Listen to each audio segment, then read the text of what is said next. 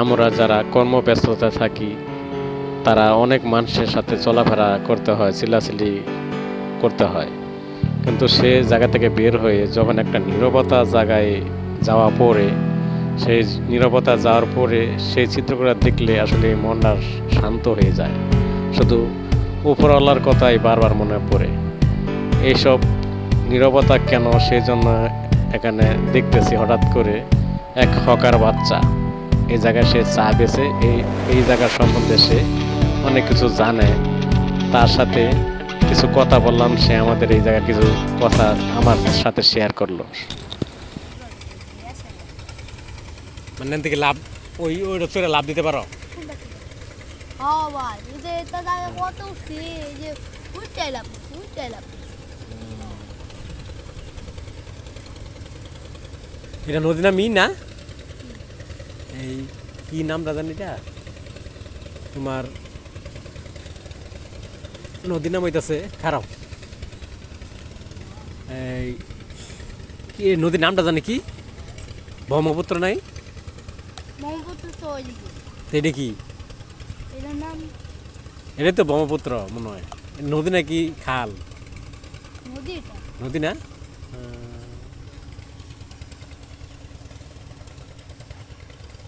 নদী।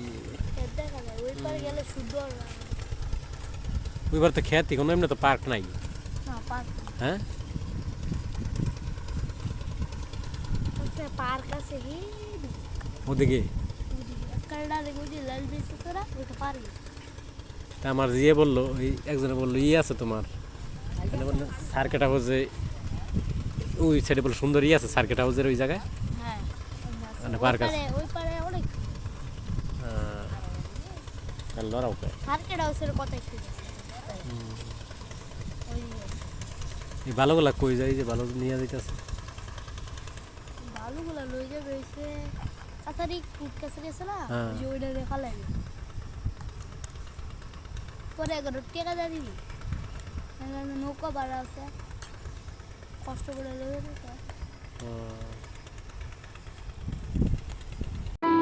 এই বাচ্চাটা চা বিক্রি করে এই জায়গায়, তার সাথে কিছু কথা বললাম। সে আমাদের বলল এই জায়গায় প্রচুর পরিমাণ মানুষ বিকালে সমাগম হয়, আর এখন মানুষ নেই, সেই জন্য ওই বাচ্চাটা চা বেচতে পারছে না। সেজন্য আমার সাথে বসে বসে কিছু কথা বলল, আর এই সম্বন্ধে কিছু কথাবার্তা বললাম। আর এই নদীর পাড়ে সব সময় মানুষ বেড়াতে আসে না।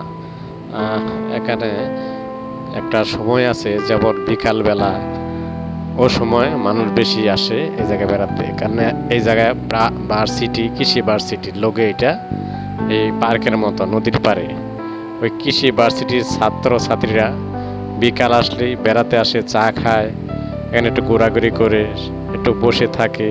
সামনে নদী, এই দেখতে পাচ্ছেন, নদীর পরিবেশ দেখে অনেক সুন্দর একটা ভিউ দেখা যায় এই জায়গা থেকে। এই চিত্রটা আসলে অনেক সুন্দর, আল্লাহর কি নিয়ামত। এসব জায়গায় গেলে হয়তো বোঝা যায় যে আসলেই কত সুন্দর। কিছু কিছু নৌকা দেখতে পাচ্ছেন, কিছু নৌকা চলাচল করে এই জায়গায়। আর পানির স্রোতটা অনেক বেশি, মোটামুটি বন্যা হইতেছে চারদিক দিয়া, সেই জন্য একটা পানির স্রোত মোটামুটি বেশি। এই চিত্র আমরা দেখে আসলে অনেক ভালো লাগলো। আপনি আসলে দেখতে পারবেন। থ্যাংক ইউ সবাইকে। আল্লাহ হাফেজ, খোদা হাফেজ।